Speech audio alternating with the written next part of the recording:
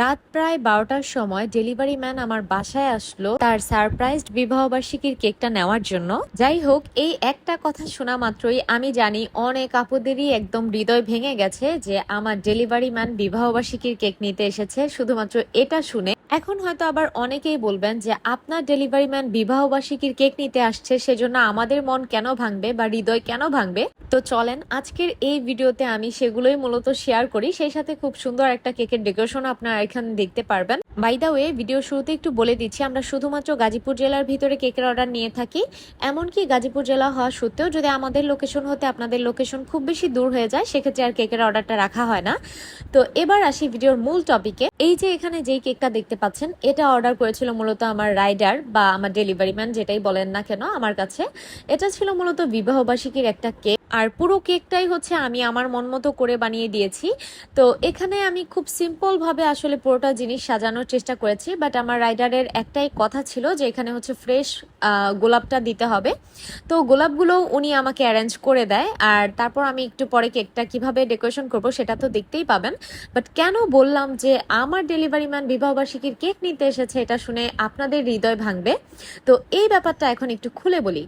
আসলে আমার রাইডারকে নিয়ে আমি কিছুদিন আগে একটা ভিডিও পোস্ট করেছিলাম যে আমার রাইডারের জন্মদিনে আমি হচ্ছে তাকে একটা সারপ্রাইজ কেক আর কি গিফট করেছি বলতে পারেন, রাত 12টার আগে, মানে ওনার জন্মদিনের জন্য। বাট আমার ওই ভিডিওটাতে আমি দেখলাম না যে একজনও আমার কেকের দিকে কোনো ফোকাস করেছে বা পুরো ঘটনাটার দিকে কোনো বিষয়ে আর কি ফোকাস করেছে।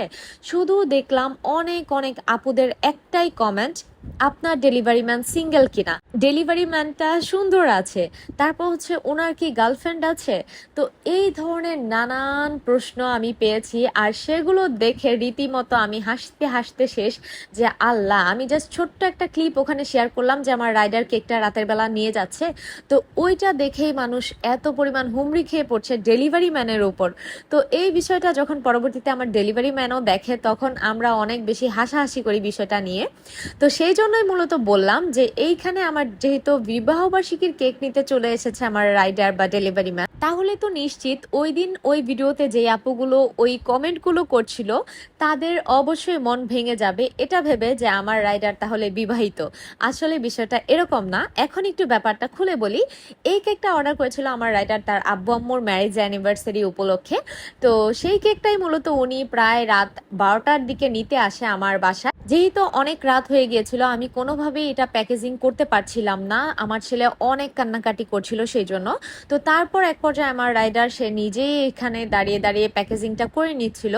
আর এই তো যাওয়ার সময় আমি বলছিলাম যে একটু ক্লিপ নেই আপনার, তো তখন ও আসলে ফেসটা দেখাতে চাচ্ছিল না লজ্জায়, যে আবারও হয়তো বা কেউ কিছু বলবে। যাই হোক, কেউ ডেলিভারি ম্যানের ওপর নজর দিবেন না। বাই দ্য ওয়ে, আমার কেকটা কেমন হয়েছে অবশ্যই জানাবেন। আল্লাহ হাফিজ।